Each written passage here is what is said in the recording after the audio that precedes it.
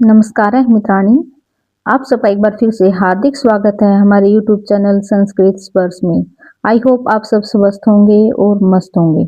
मैं उम्मीद करती हूँ कि मेरी वीडियोस आपके लिए बहुत ज़्यादा हेल्पफुल रही होंगी और आपके जितने भी डाउट हैं वो सब आपके साथ के साथ क्लियर हो रहे होंगे। जैसा कि आप सब जानते हैं कि टेट का नोटिफिकेशन आप कभी भी देख सकते हो और जो आपकी KVS और अनवीएस की वैकेंसी हैं वो भी निकल चुकी हैं और KVS की तो आपकी एग्जाम की डेट भी दी जा चुकी है।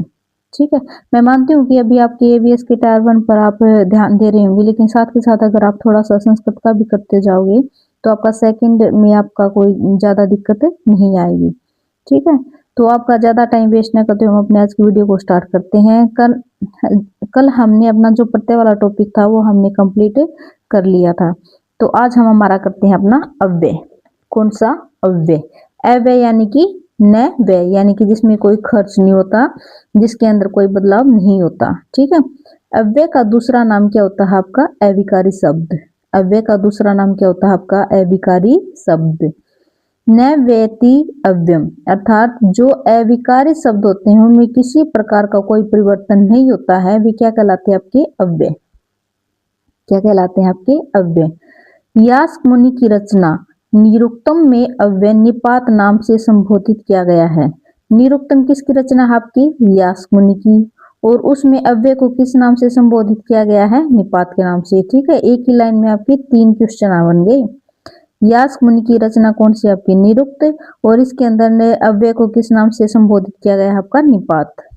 ठीक है, सदृशम त्रिषु लिंगेषु सर्वासु च विभक्तिषु वचनेषु च सर्वेषु यत् न वेति तद अव्ययम्। ठीक है, ये आप ध्यान रखना कि तीनों लिंगों में जो एक समान रहे, सभी विभक्तियों में एक समान रहे, वचन में और सब जगह एक समान रहे, यानी कि जिनमें कोई परिवर्तन न हो, वो क्या होता है? आपका अव्यय होता है। अर्थात समान रूप से तीनों लिंगों में, सभी विभक्तियों में और सभी वचनों में जो अपरिवर्तनशील होता है उसे क्या करते हैं? अव्यय। अव्यय सामान्यतः कितने प्रकार के होते हैं? आपके 2, यौगिक या फिर व्युत्पन्न अव्यय और दूसरा आपका रूढ़ या अव्युत्पन्न अव्यय। ठीक है, यौगिक या व्युत्पन्न अव्यय आपके कौन से होते हैं? जो किसी प्रकार के संलग्न होने से निर्मित होते हैं, यानी कि जो किसी प्रत्यय के संलग्न होने से निर्मित होते हैं अथवा समास आदि के उदाहरण होते हैं, उन्हें क्या कहते हैं? आपके यौगिक अव्यय कहते हैं। यानी कि प्रत्यय के संलग्न होने से, प्रत्यय के लगने से और उनसे निर्माण होने से और समास आदि के जो आपके उदाहरण होते हैं वो आपके क्या होते हैं? आपके यौगिक अव्यय होते हैं। प्रत्यय में त्व प्रत्यय के उदाहरण, लैप प्रत्यय के उदाहरण, तुमुन या ल्यूट प्रत्यय के उदाहरण आपके क्या होते हैं? आपके अव्यय होते हैं। और अव्यय भाव समास के उदाहरण तथा समाहार द्वंद्व समास के उदाहरण भी क्या होते हैं? आपके अव्यय होते हैं। कौन से समास के? अव्यय भाव समास के उदाहरण तथा समाहार द्वंद्व समास के आपके क्या होते हैं? आपके कौन से होते हैं? आपके अव्यय होते हैं। ठीक है, जैसे ठित्वा, लेखनम, प्रकृत्य, गंतुम, अधिहरि, सर्पनकुलम, ये क्या है? आपके क्या है? ये आपके अव्यय। क्या है? कौन से अव्यय हैं? आपके यौगिक या व्युत्पन्न अव्यय। ठीक है, यौगिक या व्युत्पन्न अव्यय वे होते हैं जो किसी प्रत्यय के संलग्न होने से निर्मित होते हैं या फिर समास आदि के उदाहरण होते हैं। वो आपके कौन से होते हैं? यौगिक प्रत्यय होते हैं। जो आपके प्रत्यय होते हैं कौन से? कत्वा प्रत्यय, लेप प्रत्यय, तुमुन या लूट प्रत्यय। ठीक है, और अव्यय भाव समास के उदाहरण। ठीक है, और समाहार द्वंद्व के समास के उदाहरण आपके कौन से अव्यय? आपके यौगिक अव्यय हैं। दूसरा आपका अयौगिक, रूढ़ या फिर अव्युत्पन्न अव्यय, यानी कि जो स्वतंत्र निपात के रूप में होते हैं वे अव्यय अयौगिक अव्यय कहलाते हैं। ठीक है, जो स्वतंत्र निपात के रूप में होते हैं वे अव्यय क्या कहलाते हैं? आपके अयौगिक अव्यय कहलाते हैं। ठीक है, स्वर आदि निपातम अव्ययम, यानी कि इस सूत्र से स्वर आदि शब्द तथा च आदि निपातों की क्या होती है? आपकी अव्यय संज्ञा होती है। किस सूत्र से स्वर आदि शब्द और च आदि निपातों की अव्यय संज्ञा होती है? आपकी स्वर आदि निपातम अव्ययम, इस सूत्र से। ठीक है, ध्यान रखना इसको। जो आपके अव्यय होते हैं वो क्या होते हैं? आपके अनियत होते हैं। अव्यय क्या होते हैं? आपके अनियत होते हैं। देखिए नोट में आपको क्या ध्यान रखना, जो आपके जो सभी उपसर्ग तो हो ना वो तो हो सकते हैं अव्यय, लेकिन जो आपके सभी अव्यय है ना वो उपसर्ग नहीं हो सकते। सभी उपसर्ग तो अव्यय हो सकते हैं लेकिन सभी अव्यय आपके उपसर्ग नहीं हो सकते। क्योंकि जो आपके उपसर्ग हैं वो निश्चित होते हैं और अव्यय आपके अनिश्चित होते हैं। ठीक है, देखिए आपके कुछ ये अव्यय हैं, जैसे अत्र, यहाँ, अद्य, आज, अधुना, अब। अगर हमें इसका हिंदी में अनुवाद पता चल गया तो हम इजीली एग्जाम में इनको हैंडल कर सकते हैं।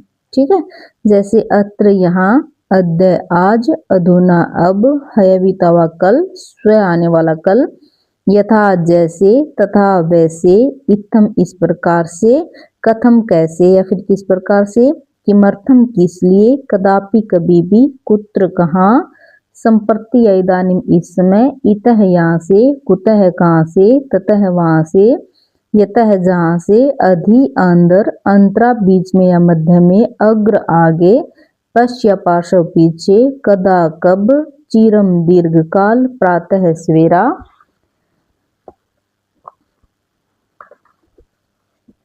तत्र वहाँ, यत्र यहाँ, स्नेही धीरे या फिर मंद, तीव्रम तेज, ऊंचे ही ऊंचे से, नीचे ही नीचे से, ऊपरी ऊपर, अधः नीचे, हा कष्ट या दुख, प्रति की ओर सामने, अनु पीछे, धिक धिकार, ऋतः बिना या अंतरेण, इन तीनों का मतलब होता है बिना या अभाव, अन्य अन्य, दूरम दूर, सह साकम सार्थम सममम, इसका अर्थ होता है आपका साथ, नमः का परिणाम प्रणाम, स्वस्ति का कल्याण या फिर मंगल, स्वाहा आहुति, नाना अनेक प्रकार, अलम पर्याप्त, वसट देवता द्वारा आहुति, आपने पढ़ा होगा ना वसट देवता द्वारा क्या होती है आपकी आहुति, तुष्णिम चुप मौन, स्व स्वर्ग, नाकम नाक यानी कि नरक, स्वयं खुद स्वयं, प्राय प्राय, वृथा व्यर्थ, मिथ्या या मृषा झूठ, मुह मुह बार बार, भूयम भूयम भी बार बार होता है आपका,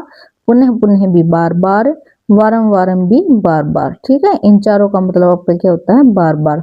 इस अल्प या थोड़ा, विहायसा आकाश, वरम अच्छा, जटिति शीघ्रता से, सायं शाम, ठीक है, सायं शाम, आरात पास, पृथक अलग, अभीत दोनों ओर, प्रीत चारों ओर, सर्वतः सभी ओर, समया भी समीप और निकसा भी समीप या फिर निकट। ठीक है, सहसा या अकस्मात अचानक, खलु निश्चित, किला अवश्य ही, ननु या नूनम निश्चय ही या फिर इसके अंदर शंका में यूज होता है आपका, सम शांत या सुख, अक्षमा क्षमा, आंशु रहस्य मौन उच्चारण।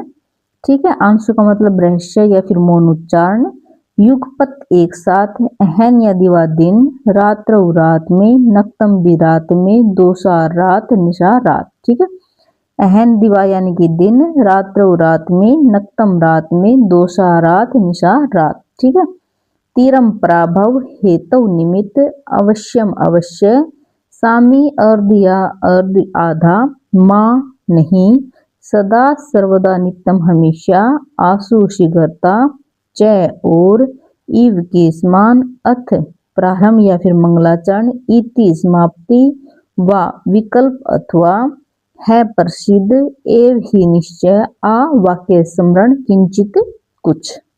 ठीक है, आप अगर इनका एक बार हिंदी में ध्यान रख लोगे ना तो आपको इजीली हैंडल हो जाएंगे ये अव्यय। ऊनम न्यून, ई संबोधन अर्थ, सुकम शीघ्र, नेत शंका, कियत यदि, दुखम हंत दुख, शाश्वत निरंतर, कुपत प्रशंसा, चेत यदि। उपयुक्त सभी अव्ययों को अर्थ के आधार पर भिन्न भिन्न समूह में विभक्त किया जा सकता है। जैसे विभक्ति बोधक अव्यय आपके कुतः, ग्रामतः, कुत्र, अत्र आदि।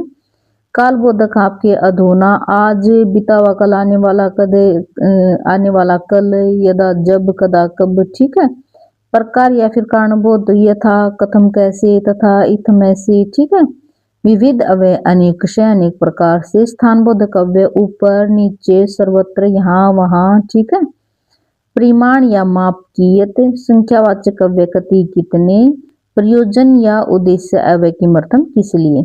इनके अतिरिक्त करण में जंत सूत्र से भी अव्यय संज्ञा होती है। किस सूत्र से भी अव्यय संज्ञा होती है आपकी, क्रीन में जंत सूत्र से, इसको ध्यान रखना। ठीक है, क्रीदोमांत एजंतस्य तदम अव्ययम स्यात्, यानी कि मैं और एच, आपने उसमें माहेश्वर सूत्र में पढ़ा था ना, एच क्या होता है आपका ए ई ऊण री लरीक ए ओंग आई औच, ए ओंग आई औच। ठीक है, ये क्या होते हैं आपके एच होते हैं। अंत वाले कृदंत प्रत्यय से बने हुए शब्द की क्या होती है आपकी अव्यय संज्ञा होती है। यह भी संज्ञा सूत्र है।